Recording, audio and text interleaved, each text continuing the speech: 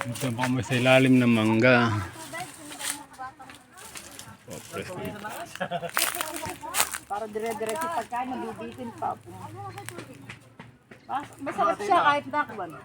Buti pa si Sister Lizelle. Ang ganda ng kuha doon ako. Hindi ako nakakapagpakuha doon ah. Saan? Marami nga nagsabi, saan daw ba dyan? At asan ba ay kaya? Napakaganda eh. Yung tagpuso ko ano? Yung birthday. Yung may hagdanan na pala doon. Oh, meron na hagdanan? Pababa. Saan? Hindi ko nakita.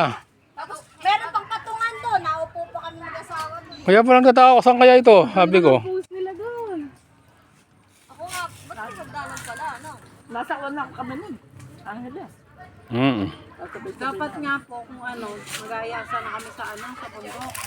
Kaya lang ikot tayo. May yung puno po ba ng mangga nila pa sa doon. Daming puno doon. Meron ano po doon, no?